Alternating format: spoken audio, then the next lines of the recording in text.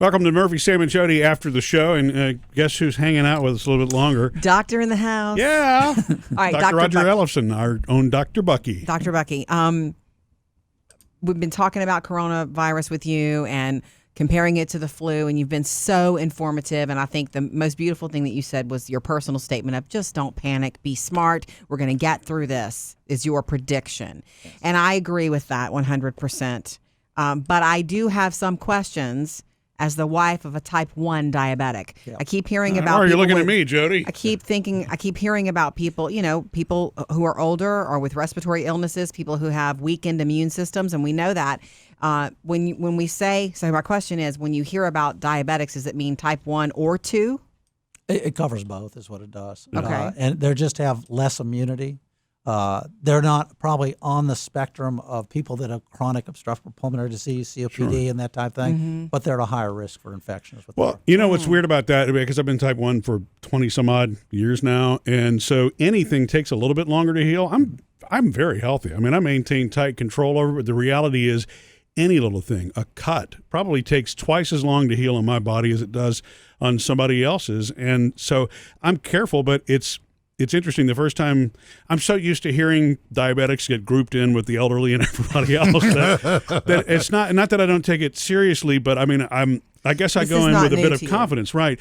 But it's funny that Jodi brings it up, because I did have a sort of a moment. I actually haven't told Jodi this yet at all. Oh, goody. No, so I mean, I had a moment thinking the other night, well, wow, what if this really does compromise? And then I'm like, wow, I really need to make sure that I have all the financial stuff in order for Jodi to know for the kids. Now, I'm not planning on going anywhere, just so that you know. Well, but I had that thought just because you're hearing about, and I realize again, almost every single case that we've heard in the media of somebody passing has been somebody who's got some sort of a chronic illness and they're already compromised or they're elderly, right? But I do want to at least be aware of it. But there's not much else I can do other than maintain the diabetes. Is he still taking the same precautions then? It's same precautions. It's exactly. You just have a little higher index of suspicion, which means if you get whoa, if you get, say that again. If you get sick, and you're getting sick, the biggest thing is most of it. Like I said, you treat it like flu, right? Okay, which is mostly stay home. Okay, yeah, take it easy, hydrate, rest, Tylenol, Motrin, and you just get better. If it does not go according to form, okay, then you need to, and really what they found out was SARS back when. This was the big one, I don't know how many years ago. 10, 15, some odd, yeah. Was the last one to come out of China. A lot of them come out of China, as you notice. But SARS was not the first insult. It was a week later, all of a sudden they had overwhelming respiratory problems and failure. And so they think the lungs on these people that had inflammatory issues, that they all of a sudden just almost overreacted is what they did and created trouble is what I've heard. On SARS. Have no idea if COVID-19 is going to be like that. But I would say if it goes according, because pretty soon I really think a lot of people are going to have this illness. It's not, they're putting the finger in the dike many ways, trying these restrictions and do this, which you should do. Can make logical sense. Sure. But I think it's going to get through, and a lot of people are going to have COVID-19, whether it's this year or next year or whatever. Hopefully we have a vaccine to prevent it. But if it goes according to form, I'd say stay home. Don't even go to the doctor if you just feel a little achy and you get that. But if you develop where you can't breathe, you can't catch your breath, and you're feeling worse, then you need to see the doctor. And then, so on you, I'd say the index of suspicion on that, watch it a little closer. Yeah. Meaning if you start getting a little worse, you need to see somebody probably a little quicker. Sure. Yeah, and I'm typically pretty good about that. If something doesn't feel right, I jump on it. Yeah. Don't I? Sam's the one that never goes to the doctor, but he's not as suspicious. I don't remember the last time Sam had a cold. I mean, literally, Sam. Well, I remember I had hammer toe last year. I know that's not respiratory. Right. No, but gross. Same thing. Well, that's not gross. Well, I'm sorry. and I'll go back to you being under tight control makes a difference, is what it does. If you take care of yourself preventatively on a lot of things, and diabetes is one of them, it helps a lot to prevent future complications. Right. Well, thank you. And the I guess the thing that always gets me about anything respiratory And I mean, again, I think about this with family members and friends, and some who've passed, where they appear to be healthy or they're going through a recovery period. Then they wind up with pneumonia, and it goes downhill really fast. That's scary. And so, I mean, at the risk of asking a dumb question, why at that point that the lungs become impacted like that is it so dire? It just you got a lot of redundancy in your lungs, meaning that if you get a little infection, inflammation, they still work fine. Right. You could probably work on one lung and do fine. People have the one lung taken out and they do fine. Not great, but fine. Right. That's what they do. But when you have a little infection in there, it's okay. But then all of a sudden it reaches that point where you can't oxygenate your body. And that's when it's trouble. That's when all of a sudden the pneumonia. Sure. A lot of people have little bits of pneumonia here and there all the time, and we're treated, whether we treat for a sinus infection, treats the pneumonia or this or that, and they do better. But when it becomes overwhelming, it overwhelms your system, and that's when you do it. Pneumonia is is the leading cause of death, I think, in middle to upper age. I mean, so it has to be respected, is what it has to be. The first time that I learned that was when I was researching my great grandmother, and I'd always been told that she died in the flu epidemic of 1920 something, whatever it was. And so, and I guess there were World War I soldiers that were coming back, and so she was part of a singing troupe or something like that entertained.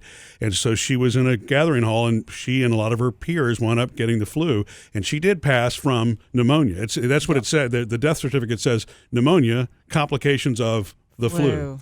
And so I guess another key there is if it becomes remotely respiratory where you just don't feel right at all, that's the time to go get it checked out so that it doesn't so quickly overwhelm. Well, and that was probably Spanish flu. Is probably that killed. If I remember right, the numbers 1% of the population of the world died, or was it 2 or 3%? I mean, it was a high percentage. High. Right. To think about that many people dying, that's incredible. And it's not the flu that kills you. Right. It's the complications Patients afterwards. from the flu. Exactly what you said. It's the pneumonia that comes afterwards. I think back even to last year, and my wife got flu. Okay. Well, she got pneumonia afterwards, and she was a sick cookie. Yeah. Okay. I mean, she got better and did fine, and we have much better medical care now than we had back in 1920. Right. So it's much the death rate would be much better, is what it would be. Yeah. But still, it's that secondary illness that the flu sets you up for it. Right, and then you it end up that weakens way. you. Yeah. Producer Bailey has a question. Oh, yeah. I have a topic that I think you should talk about, or I'd like to hear you talk about it. I've been hearing a lot about telemedicine. You have any thoughts on that? Well, it's evolving. Yeah. Okay, I don't want to say anything bad and disparaging about it, so I won't say anything. What is it? I think it's kind of like a Skype session with a doctor, and it kind of seems weird to me, but it Why seems not? weird. But in a situation like this, it may actually be beneficial because you're Right. not going into an office. You're not bringing your germs in and with your your germs. sneezes in. Yeah. The problem you get into with telemedicine, and I think it's there. You have companies that offer it, insurance companies that offer it, Sure. and that type of thing. And we actually talked about doing it in the evening with kids. Okay, have the mom call. But what we figured out, and we had a platform all set up. There's certain companies that are setting up the electronics for it, the digital stuff for it. Right. Is I need probably I need to listen to that child. I need to look at them better. Yeah. I need to do a probably strep test, flu test, something like that. Right. And I can't do that over digital. It just doesn't work. Now rashes would work fine probably for most of them, and general advice. But I give general advice on the phone anyway, so it didn't add much. Right. So and Sam, you're right. It may get to that point. I see a lot of people psychiatric that people are I see that too. gone, and they're doing a lot of Social telemedicine work, stuff. So right. it's evolving. It'll be interesting to see what it evolves into. I hate to see it.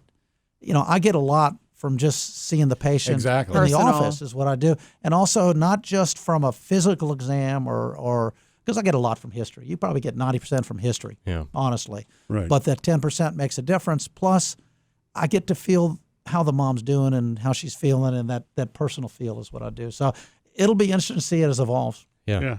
Well, and because that makes sense to me too, because really the care it's total care. It isn't that something that's been scientifically proven in medicine anyway, that the environment and everything else, total care is more than just seeing the doctor in medicine. It's that total experience and everything that you consider with the environment that they're in and everything, right? Absolutely. Yeah. Absolutely. So, and I would be willing to try telemedicine, for that kind of stuff. It's probably good if you want to have that initial question, like you were saying, Bucky, about, just an answer and then, hey, come in and see me. I mean, maybe that helps with keeping unnecessary, germs, out of the office and so forth. But Case by case. but yeah, 2-dimensional screens. I mean, I'm at the risk of sounding old school with that too, but I would feel much more comfortable being able to Q&A and have the doctor look at me. And how many times have you taken a picture of something and that's not really the way it looks? You know what I mean? And I have a friend. Okay, I don't want to know what Exactly. pictures you're sending. No. And Why is it always me?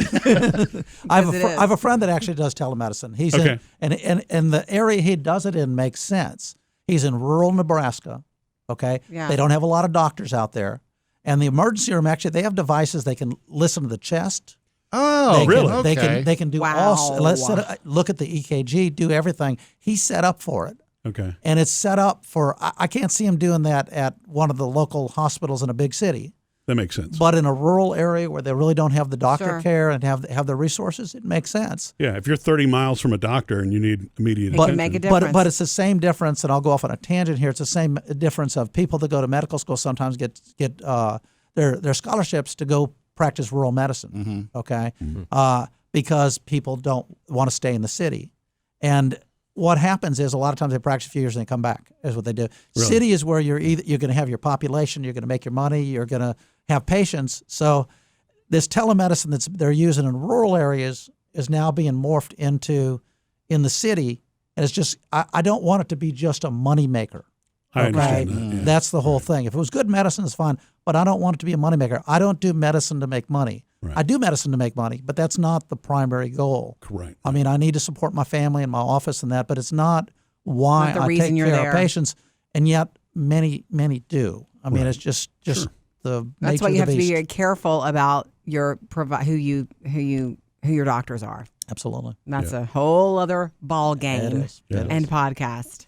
Well, that's a great question, Bailey. Thank you. Yeah. Yeah. And Dr. Bucky, thank you so much for coming in and helping, keep us focused on the facts for COVID-19. Yes. You're very welcome.